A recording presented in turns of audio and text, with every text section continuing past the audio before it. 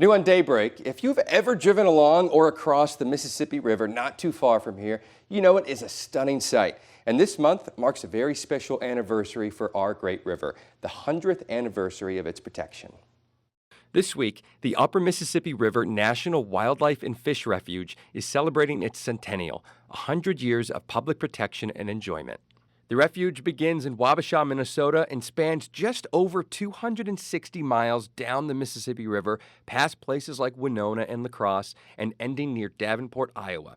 All along and in between, the refuge conserves more than 240,000 acres of rivers, streams, bluff sides, and the largest floodplain forest in the nation. The refuge emphasizes just how important this is for local species. And that's really critical habitat for these migratory species, coming from as far south as South America sometimes, to as far north as the Arctic Circle in a lot of other cases. All in all, nearly 300 migrating species of birds, including 40% of all North American waterfowl, migrate along the Mississippi River Flyway. For its centennial, though, the refuge wants to emphasize it's not all just about the birds. Community is really everything when it comes to managing land like this.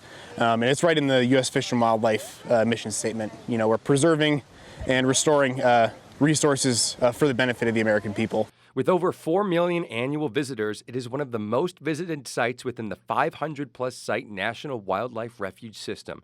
Visitors can enjoy fishing, hunting, boating, camping, and many more activities along the river's mazes of forests and sandbars amid the towering bluffs of the driftless area. Boating, bird watching, we're a world-class destination for birders. Really anything you can do outside, you can do on the refuge. I myself am a huge enjoyer of the refuge and love to get out on its waters however I can. This is from a short canoe camping trip just 2 weeks ago.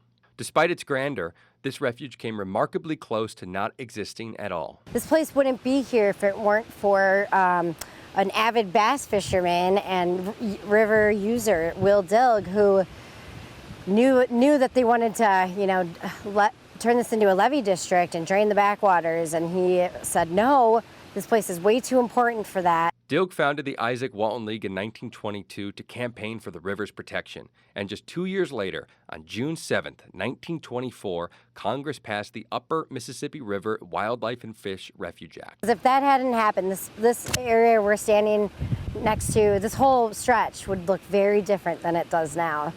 Ranger Bodanovitz, who you have heard from several times so far, grew up in the Rochester area and shared with KMT his perspective on the refuge.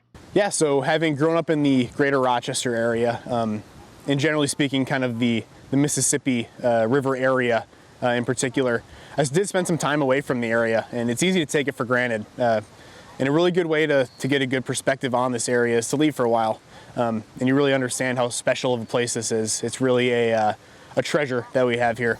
And as for the next 100 years, he encourages folks to just get out into it. For our 100th anniversary here and going into the future, we definitely want to communicate and talk about how the refuge is here and how people can get out and enjoy it.